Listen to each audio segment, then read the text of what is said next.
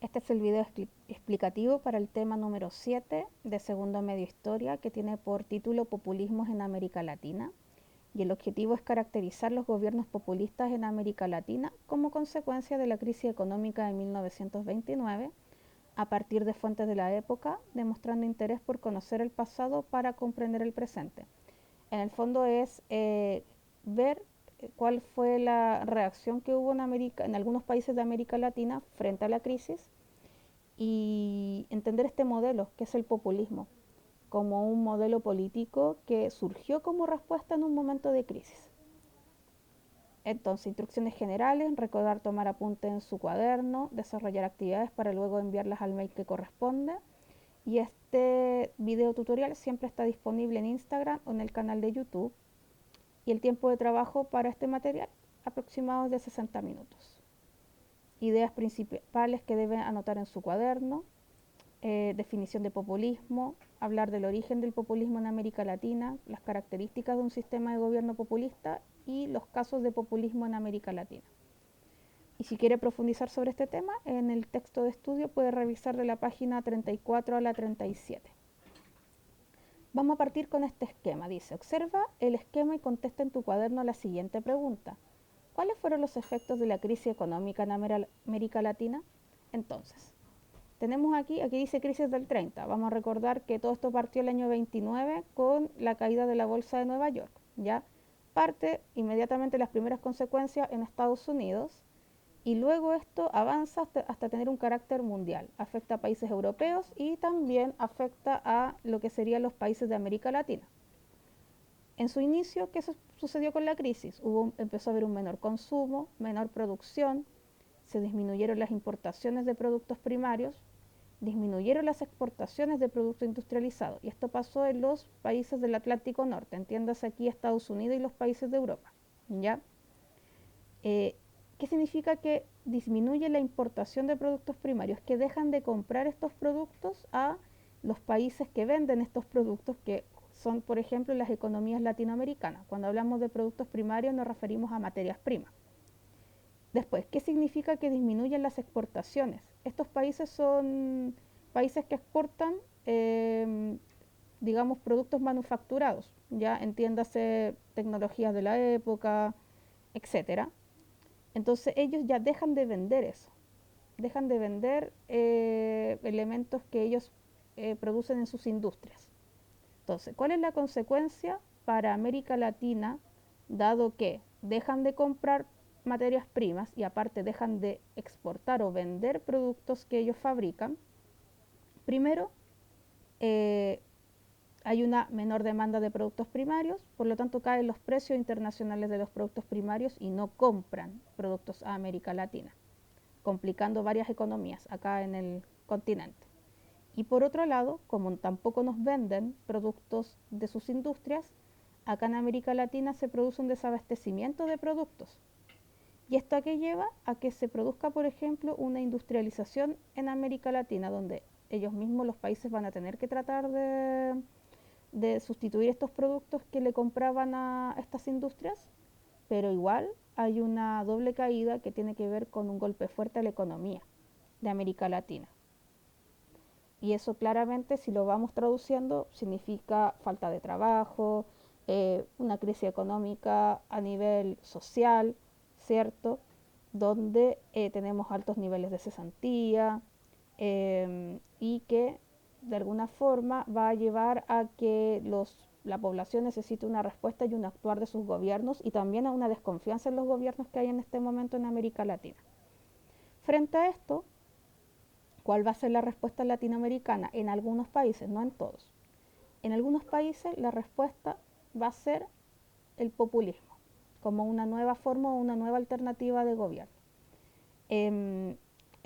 Vamos a recordar que en el material anterior vimos que en Europa la respuesta en gran parte fue el totalitarismo. Aquí fue otra forma de gobierno con características que después se simplifican en este concepto, que es el concepto de populismo. El populismo fue una forma de gobierno desarrollada en algunos países latinoamericanos entre las décadas del 1930 y 1960. ¿Cuáles son las características de esta forma de gobierno? Tenemos un líder fuerte y carismático que moviliza a la población con un lenguaje directo, apelando a las emociones y actos masivos, ¿ya? Después, tenemos un sustento político en coaliciones de distintos sectores sociales. Este es un movimiento que no se asocia a un partido. Yo no puedo decir que el populismo, por ejemplo, respondía a ideas de izquierda o de derecha. No, en el fondo, todas las personas que eran de agrupaciones sociales, por ejemplo, sindicatos o gremios, en el fondo se unen, ¿ya? O son convocadas por un líder y empiezan a apoyar a este líder. Por lo tanto, no responde a lo que son los típicos partidos políticos que existen de izquierda o de derecha, sino que es algo que va más allá. Es bastante, de hecho, a veces hasta apartidista. Ahora, tiene un discurso nacionalista y antiimperialista, ¿ya? Estos personajes que surgen en Latinoamérica van a, de alguna forma, a defender el hecho de que somos latinoamericanos y van a tener un discurso muy en contra, por ejemplo, de Estados Unidos y de su intervención. Y por último, tienen una política económica donde hay un fuerte control estatal, hay grandes programas de industrialización, sobre todo considerando que los países desarrollados no nos están vendiendo productos, y aparte de nacionalización. Esta es una época de fuerte nacionalización, por ejemplo, de recursos naturales en América, que hasta este momento estaban muchos en manos de extranjeros. Ahora, ¿cuáles serían los principales gobiernos populistas que se dieron en Latinoamérica? Para que vayamos viendo los ejemplos y aplicando las características del populismo. Tenemos aquí a Lázaro Cárdenas en México, que él tenía un lema, que esto era bastante común de los presidentes populistas, que ellos siempre tenían un lema que era muy atractivo para la población. Y por ejemplo su lema era México para los mexicanos. Y Cárdenas, ¿qué hizo? Llevó adelante una política de nacionalización especialmente trascendente por lo que respecta al petróleo, y en esto se enfrentó con Estados Unidos. Ya recordemos que estos movimientos son antiimperialistas, entonces tratan de evitar la intervención de estos imperios como Estados Unidos. Y le obligó a buscar compradores en Alemania.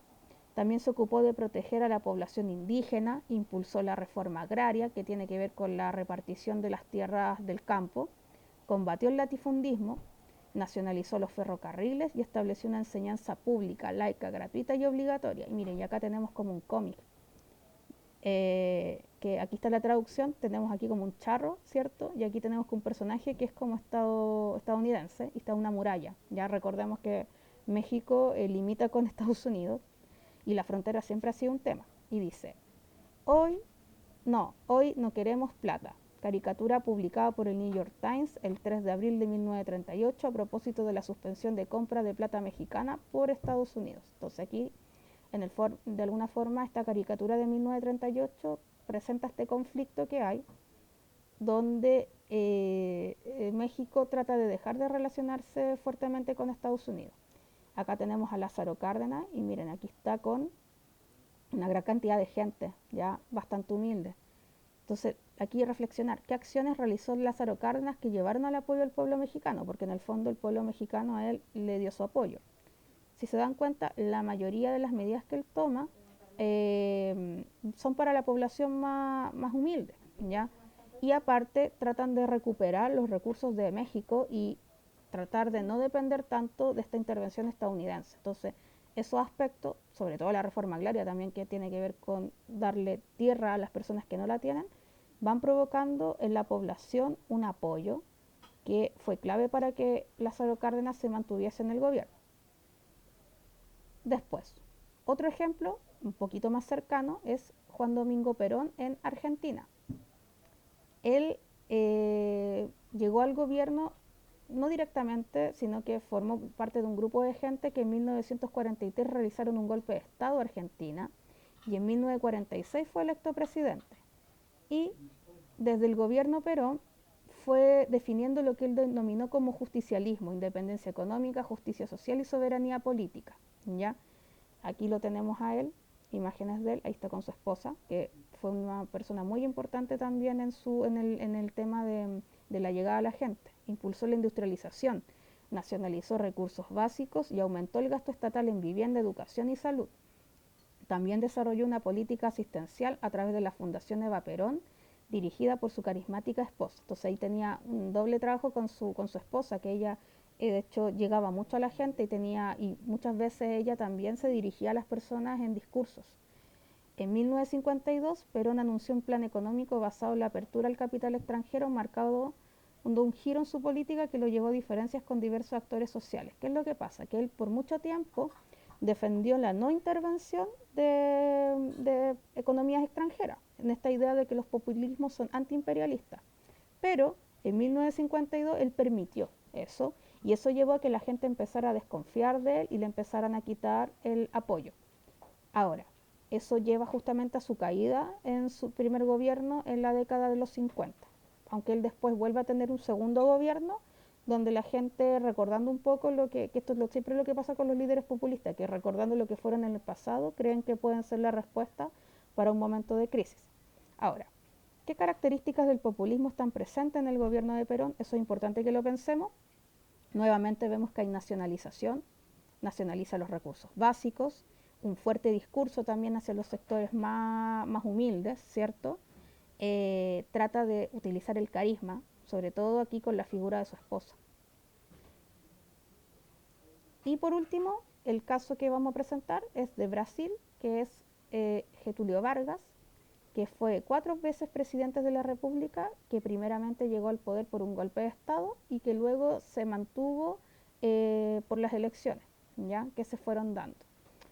Ahora, aquí tenemos a don Getúlio Vargas y tenemos aquí, si se dan cuenta, la presencia de gran cantidad de gente, masas, que eran parte de lo que él convocaba. Ahora, su gobierno se caracterizó por la industrialización y modernización del país y por la introducción de mejoras sociales. Impulsó una profunda reforma del Estado creando ministerios de trabajo, de industria y comercio y promulgando leyes laborales. Otorgó el voto a las mujeres, creó poderosas empresas estatales como Petrobras, que hasta el día de hoy está, la compañía Vale do Río 12 y la compañía siderúrgica nacional. Todas estas industrias del Estado, del gobierno. Contaba con el apoyo de sindicatos de la época y de los sectores medios. Ahora, ¿por qué se puede considerar a Getúlio Vargas un líder populista? Primero, realiza acciones de nacionalización, ¿ya? También acciones que llevan al apoyo popular, por ejemplo, el tema de otorgar el voto a las mujeres. Y si se dan cuenta aquí, algo que está nombrado es que él no responde a un partido político, sino que él, ¿en qué se apoyó? En sindicatos, en agrupación de trabajadores y en sectores sociales, el sector medio principalmente, pero él no respondió directamente a un partido político como tal de izquierda o derecha, así tan evidentemente.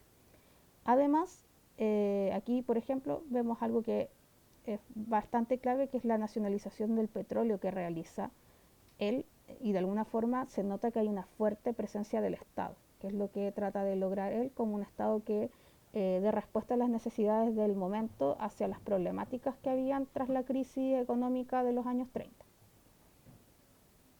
Ahora, la propuesta de actividades es la siguiente. En la guía adjunta van a venir estas 3 fuentes, donde cada una viene con 4 preguntas, ¿ya? Y tenemos una fuente que corresponde a cada uno de los casos que se vieron como ejemplos de populismo.